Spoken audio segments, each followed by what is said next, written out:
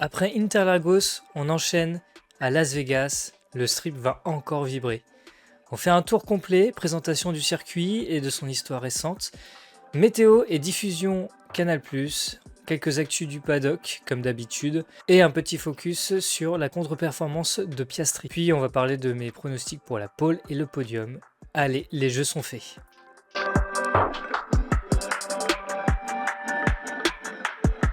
Le Las Vegas Strip Circuit est né pour la F1 moderne en 2023. Un tracé urbain long, de 6,12 km, rapide et spectaculaire qui traverse le cœur du strip la nuit, entouré des néons, casinos et de la fameuse sphère. En 2 éditions, la course a déjà posé son style. 2023, la première édition a offert un finish tendu et un show hors norme sous les lumières de la ville, avec un circuit qui a surpris par sa vitesse et ses zones de dépassement inattendues. En 2024, l'épreuve a confirmé son statut de Grand Prix spectacle, mais a aussi mis en lumière des contraintes logistiques et de sécurité comme la gestion des accès, chrono tardifs et aussi le besoin d'optimiser les zones de dégagement. Anecdote marquante, la présence d'un public venu autant pour l'ambiance et les concerts que pour la course elle-même. Las Vegas, c'est du F1X show business. Cette année encore, le strip sera fermé plusieurs jours pour monter l'infrastructure et l'ambiance nocturne qui reste un atout numéro 1 pour ce meeting.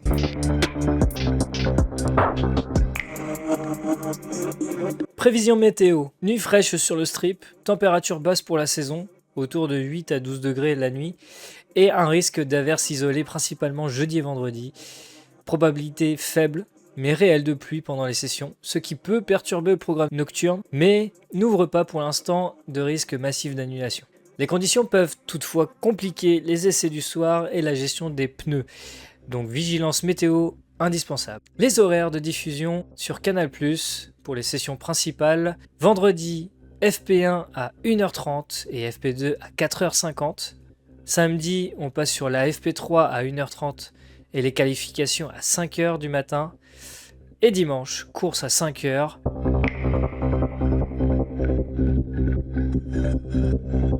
Actualité du paddock. Bon, je refais pas tous les points qu'on a abordés sur mes dernières vidéos, c'est-à-dire le titre serré, la tension McLaren interne, Norris Piastri, Red Bull qui revient fort et l'élan des jeunes talents comme Antonelli. Les teams proposent des livrées spéciales pour Las Vegas. Williams, Sauber, dernier show avant le rebranding Audi, attention. Racing Bulls et Alpine qui présentent des peintures uniques pour le strip. Plusieurs pilotes dévoilent aussi des casques inédits pour Vegas. Sinon, concernant les gamers, EA ont annoncé que F1 26 ne sortira pas en tant que titre autonome l'an prochain.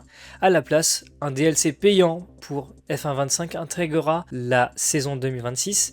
Les nouvelles équipes et règlements. Mon avis, c'est que c'est une décision lourde pour la communauté, fin du rythme annuel, mais pragmatique pour EA qui prépare un reboot ambitieux pour 2027. Donc, raison de plus d'acheter F1 25. Si vous suivez la simu, le DLC sera la seule porte d'entrée officielle vers la saison 2026 sur cette génération de jeux.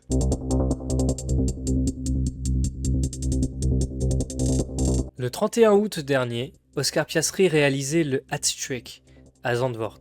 Pole, victoire et tous les tours en tête. Il possédait alors une avance au championnat de 34 points sur Norris et 104 sur Verstappen. Depuis cette date, la trajectoire s'est inversée. Aucune victoire, aucune pole, aucune première ligne, 4 week-ends sans podium et 2 sorties de piste majeures. À Mexico, il perdait la tête du championnat pour la première fois depuis avril. Au-delà des chiffres, on ne retrouve plus la constance et l'infaillibilité qui avaient caractérisé l'Australien en première partie de saison. Les 2 accidents à Bakou ont entamé sa confiance, et sa position moyenne sur la grille s'est dégradée, la moyenne passant de 2e à 5,6. Piastri n'a plus de course terminée devant Norris et Verstappen. Il traverse clairement une crise de résultats et de mental. Même sa facilité apparente au volant semble s'être dispersée. À Mexico, il accusait 6 dixièmes de retard sur Norris en qualification, un écart qui n'était pas habituel. La pression d'être perçu comme favori a peut-être joué son rôle. Les incidents ont érodé sa sérénité et la menace constante de Verstappen dans les rétroviseurs n'aide pas. Les polémiques autour des Papaya Rules à Monza, Singapour et Austin ont aussi pu perturber son calme. N'oublions pas qu'il n'en est qu'à sa 3e saison en F1 et qu'il n'a jamais été confronté jusqu'ici à une vraie lutte finale pour le titre. Andrea Stella, son directeur d'écurie, avance des explications plutôt techniques. Certains tracés ne mettent pas Piastri en valeur, notamment ceux à faible adhérence où la gestion du train arrière est cruciale. Austin a été cité comme un circuit qui l'a toujours mis en difficulté, au point que l'équipe a testé des solutions sur d'anciennes F1 pour chercher des réponses. Les récents GP montrent que les pistes à tendance glissante ne l'avantagent pas. Côté monoplace, la MCL 39 a montré des signes de régression depuis l'été. Le développement est en grande partie figé et certains défauts, comme la rigidité du train avant notamment, sont réapparus. Ces défauts pèsent surtout en qualification. Sur ce point, Piastri a refusé d'adopter une évolution de suspension avant que Norris, lui, a accepté et semble tirer avantage depuis le Canada. L'équipe a aussi vérifié s'il n'y avait pas de dégâts résiduels suite aux accidents, notamment après le départ du sprint d'Austin. Les contrôles n'ont rien révélé d'anormal. La piste a donc été en grande partie écartée comme cause. Oscar lui-même résume la situation. Il n'y avait tout simplement pas de rythme et c'est un peu mystérieux. Nous devons analyser ce qui n'a pas fonctionné, c'est frustrant. Pendant ce temps, Norris a su inverser la tendance, regagner sa confiance et la capacité à tirer le meilleur de la voiture. Il domine son coéquipier en performance récente et ne commet plus d'erreurs majeures. Verstappen, de son côté, est en pleine dynamique avec 6 podiums consécutifs et 3 victoires sur les 5 derniers Grands Prix.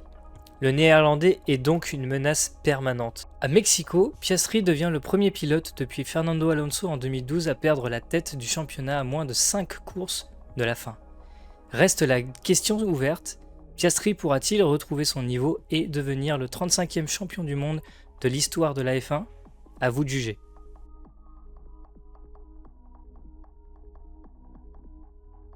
Mes pronostics, alors pour la pole position, je vois bien un Lando Norris, parce que McLaren a montré en fin de saison une capacité à faire la différence sur un tour en conditions nocturnes et froides. Norris est en confiance et maîtrise son package sur circuit urbain rapide. Et pour la course, pour moi le podium serait Lando Norris, parce qu'il a le rythme et la tête froide pour gérer un GP nocturne. Max Verstappen, qui est le maestro des remontées et très efficace sous pression. Et en 3e position, je vois bien soit Charles Leclerc, j'aimerais Charles Leclerc ou George Russell. Leclerc si Ferrari retrouve un setup agressif pour le strip, et Russell si Mercedes confirme la performance vue récemment. Les outsiders à garder en tête. Antonelli si Mercedes conserve son rythme, une surprise de Williams ou Sauber si la pluie s'invite. Ces équipes ont des livrets et setup taillés pour un week-end de spectacle. Les facteurs clés à surveiller, session de nuit, donc température basse, stratégie pneus, donc dégradation différente la nuit, risque de pluie isolée, cela peut tout rebattre, et la gestion de la pression chez Piastri. À voir si je me trompe un peu moins que la dernière fois. Et voilà les amis, Las Vegas s'annonce électrique. Dites-moi en commentaire qui vous voyez repartir avec la pole et qui va craquer sous la pression. Si t'as aimé, lâche le like, abonne-toi, active la cloche et partage la vidéo. On se retrouve juste après les qualifications pour le débrief minute par minute. Allez, bon week-end de course et à très vite. Ciao!